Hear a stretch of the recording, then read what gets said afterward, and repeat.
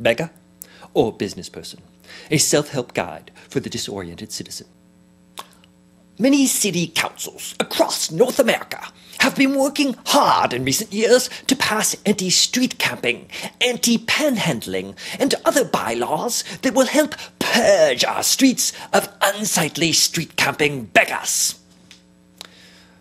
And all responsible citizens naturally want to do their best to assist. But it has come to this writer's attention that some downtown habitués aren't exactly sure in which section they're seated. That is, whether they themselves are in fact unsightly street camping beggars in need of prompt removal, or respectable business people with the right to carry on their legitimate affairs without interference from unsightly street camping beggars. This disoriented group often includes buskers, street vendors, sandwich board wearers, tired people, sick people, people in wheelchairs who tend to move particularly slowly, and even underemployed artists with second-hand sneakers, ripped jeans, and bad haircuts who chronically pause in thought on downtown sidewalks. Not mentioning any names.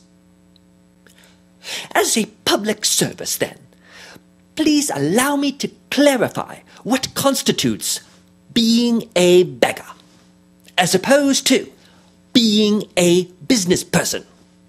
Those of you who are disoriented can then establish where you yourself sit on the spectrum and thereby act accordingly. That is, continue your business as usual, or contrarily, remove yourself from view immediately.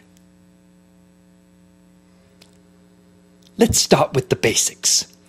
If you've ever obstructed the flow of pedestrians by squatting for several hours near a restaurant in an effort to make money off passers-by, that would make you a bothersome beggar. Get out of here. However, if you've ever obstructed the flow of pedestrians by constructing a gigantic permanent restaurant on waterfront property in an effort to make money off passers-by, that would make you a respectable business person. Feel free to park your rump. Note size of beggar versus size of building.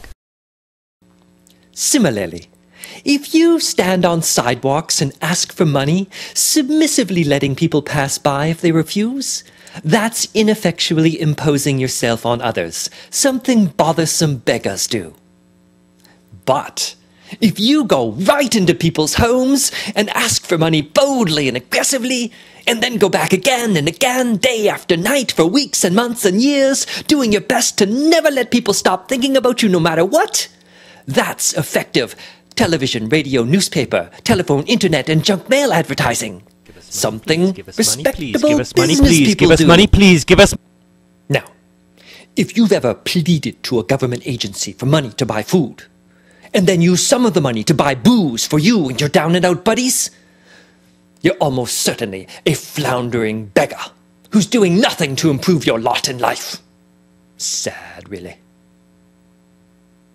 On the other hand, if you've ever applied to a government agency for money to build the community, create jobs, conduct research, and help keep the country competitive in the world arena, business subsidies booming, corporate welfare soars, food aid benefits big business, subsidies for phone companies, welfare recipients like GM, IBM, AT&T.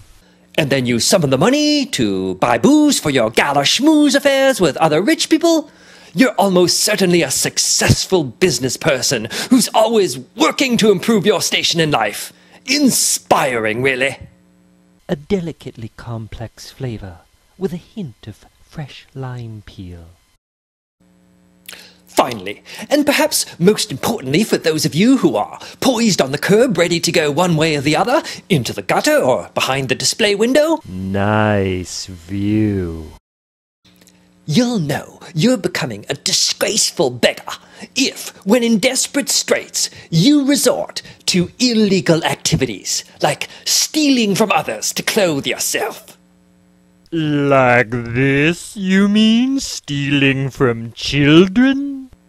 But you can be confident you're becoming a respectable business person if, when in desperate straits, you resort to legal activities like getting on town council and changing laws to suit yourself and your friends. Councillor Blanleal brings pro-business and pro-tourism stances to council, and served on the Crime and Safety Strategic Planning Task Force. Councillor Beggar brings pro-panhandling and anti-rich people stances to council, and served on the How to Fuck the Rich Strategic Planning Task Force. Can you guess which one of these councillors does not stand a chance of actually existing? Beggars, you see, are generally disconnected from mainstream society, and their lack of political muscle means they usually have little effect on anyone or anything outside their own immediate physical environment. Some of their unsanitary habits may dirty up the alleys and gutters in which they live, period. Business people, on the other hand, are generally in control of society and have extensive influence locally and around the globe. Some of their unsanitary habits will dirty up the air we all breathe, the water we all drink, and the land in which we all live. All of which explains why, when it comes time to really clean up a city, we target the questionable activities of beggars, not business people. Hey, it certainly makes sense to me, so let's move along now, please.